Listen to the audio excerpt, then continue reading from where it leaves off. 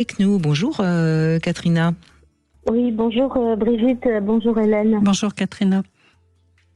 Alors, qu'est-ce qui vous a bouleversé? Qu'est-ce qui vous a parlé justement, vous? Alors moi, c'est vraiment dans l'enfance, quand j'avais dans l'école primaire, quand à l'école, je suis tombée sur ma bohème de Arthur Rimbaud. Oui. Oui. C'est un poème, hein, c'est ça? C'est un poème d'Arthur Rimbaud qui est dans les cahiers de Douai, et où il parle de la fugue. Il parle quand il marche à la belle étoile, tout seul, inspiré par la grande ours et les étoiles au ciel. Et ça commence par: je m'en allais, les poings dans mes poches crevées, mon paletot devenait idéal. Voilà, j'allais sous le ciel, nue, j'étais ton féal, oh là là, que d'amour sans que j'ai rêvé. Et donc moi, ce poème m'a complètement changé ma vie. Vous aviez quel âge? J'étais à l'école primaire. Je me souviens pas de l'âge exact, mais j'étais vraiment... Je ne sais pas quel âge on fait Arthur Rimbaud, mais... 7-8 ans, quoi, j'imagine. Enfin, oui, primaire, ça va jusqu'à 10, quoi. Entre 7 et 10. Donc pour moi, c'était la primaire. Et moi, j'étais le bouc émissaire de ma famille. Et j'étais une enfant martyre. Et quand j'ai lu ce poème, c'est comme si... Vous pouviez vous évader. Voilà, c'est ça. Et j'ai été habitée par cette fuite jusqu'à ce que je prenne la fuite à 18 ans. Bon, j'avais fait une fugue avant, j'avais fait une fugue à 15 ans. Et puis chez moi aussi, quand j'étais plus jeune, je joue avant de fuir. Parce que, je m'étais identifiée à Arthur Rimbaud en fait. Et donc je jouais à fuir. C'est-à-dire une fois une nuit, j'ai préparé ma valise, je me suis habillée, je suis allée jusqu'à la porte d'entrée, et puis j'ai commencé à tourner la clé dans la porte, mais ça faisait trop de bruit, la chambre de mes parents était juste en face, donc je suis retournée me coucher. Et en même temps, c'était comme une préparation, vous voyez, je pense que je jouais ce que je devais faire. Alors je l'ai fait beaucoup plus tard. C'est-à-dire que ce poème, au fond, vous a donné la possibilité de croire qu'on peut fuir, quoi, qu'on peut s'évader. Oui. Ah oui, parce que c'était devenu, ça m'habitait, c'était dans ma tête tout le temps. Et puis moi-même, je me suis mis à écrire de la poésie aussi. Et avant de savoir que j'écrivais de la poésie, j'écrivais des lettres de vacances à mes amis. Vous savez, je suis à la plage, je vais bien, je m'amuse bien, je sais pas quoi. Mais moi, j'écrivais pas ça. J'écrivais un truc que moi-même, je ne comprenais pas pourquoi j'écrivais ça. J'écrivais de la poésie, en fait. Mais je savais même pas... Je partais comme ça. Au lieu je partais, je suis en vacances et je commençais à partir dans l'imaginaire complet. Voilà. Mais vous savez, Katrina, les enfants qui subissent de la grande maltraitance, et on entend bien que c'était votre cas, il y a une capacité de dédoublement qui est très salvatrice. Hein, et bon, là, c'est visiblement ce poème qui vous a permis ce dédoublement, mais c'est en effet certainement en partie ça qui vous a sauvé.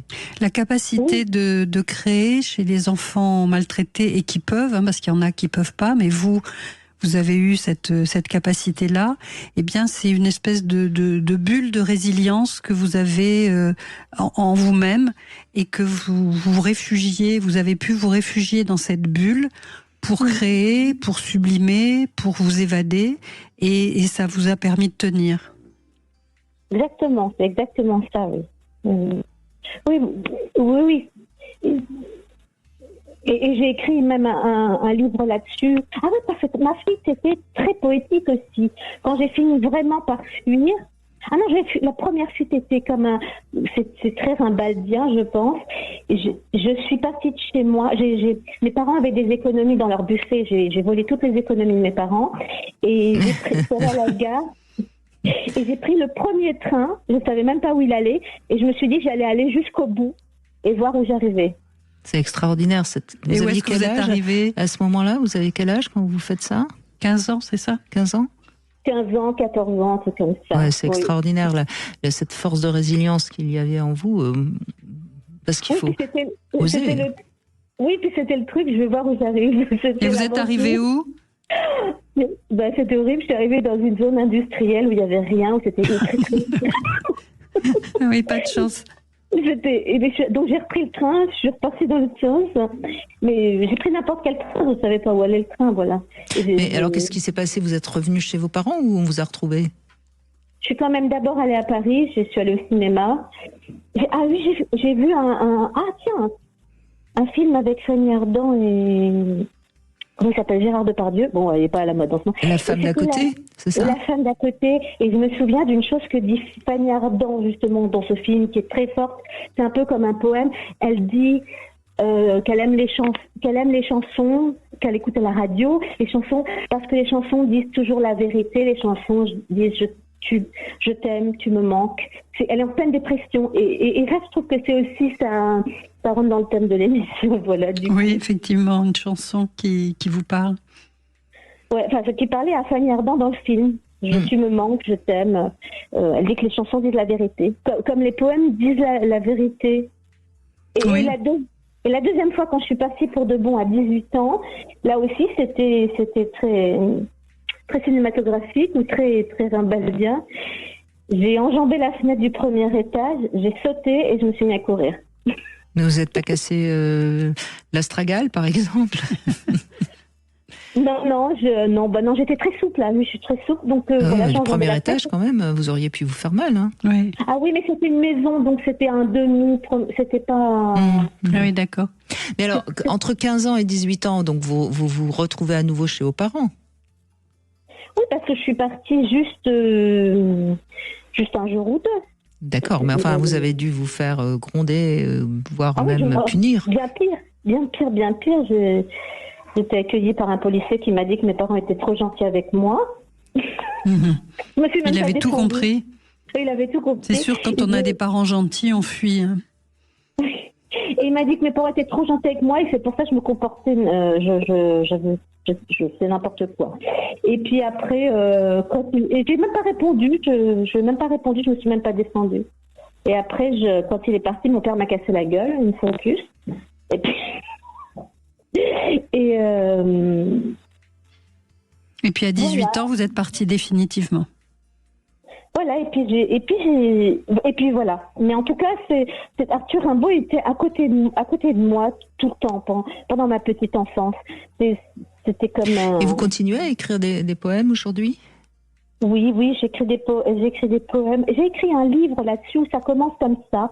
J'ai écrit un livre sur la folie créative parce que comme c'était horrible la vie dans ma famille, je rêvais d'être folle. J'avais envie d'être folle pour m'échapper pour fuir la réalité aussi. Et donc j'ai écrit un livre sur la folie créative où c'est quelqu'un qui enjambe la fenêtre du premier étage et qui saute et qui s'enfuit.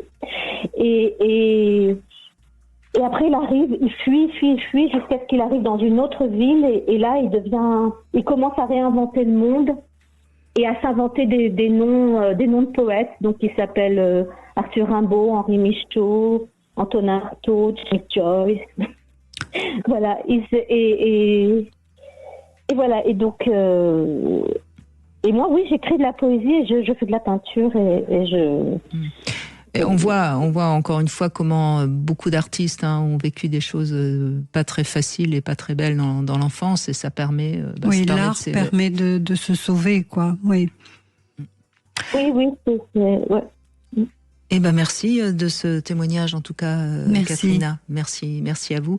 Et encore une fois, les enfances maltraitées, on sait à quel point ça peut provoquer. Et après, chacun fait comme il peut et trouve sa résilience. Mais en effet, on sait bien que là, j'entends toujours souvent que ça peut être la nature, ça peut être un animal, ça peut être un tuteur, mais oui.